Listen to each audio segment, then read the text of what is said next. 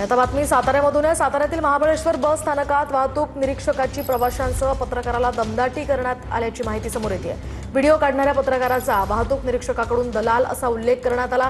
पत्रकारांना दलाल बोलणाऱ्या मुजोर निरीक्षकाची प्रवाशांना सुद्धा दमदाटी आहे। दरम्यान बेजबाबदार अधिकाऱ्यांवर आता निलंबनाची कारवाई करा अशी मागणी प्रवाशांनी केली आहे। प्रवाशांसोबत उद्धटपणे वागणाऱ्या अधिकाऱ्यावर कधी कारवाई होणार असा सवालही विचारला जातो।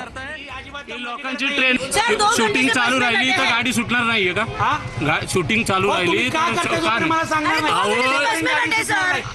मला आतली भीती काय दाखवून गोष्ट रोज होतं माझ्या बरोबर। तुला काय करायचं ते काय? जोपर्यंत तू शूटिंग काय करत नाही सगळ्यांनाच गाडी जाणार आणि तू खाली ये पहिला। पत्र बोला, तुम्ही बोला, मी काय असेल तुम्हाला सांगा, शूटिंग का करताय मगच गाडी। याच्यासाठी लोकांना त्रास होतोय ते आता लोक बोलताय तुम्हाला, तुम्ही लोकांना दमबाजी करताय।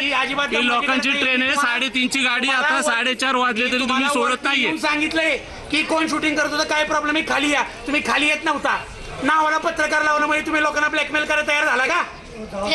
स्वतःच्या नावाच्या एवढं पत्रकार लावलं तुम्ही अधिकारी त्यांना ब्लॅकमेल करण्यासाठी हे चालू धंदे केले का? पत्रकार आमच्याकडे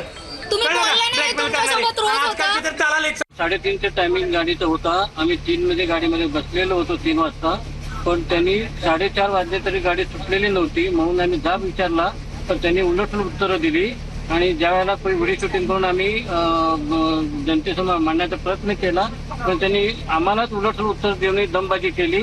त्याच्यावर योग्य कारवाई व्हायला पाहिजे। महाबलेश्वर आए थे, महाबलेश्वर से हमको 3 बजे का ट्रेन टाइम बोला था बस का, बट वो 4:30 तक नहीं चला। 1.5 घंटा हो गया, ड्राइवर नहीं था।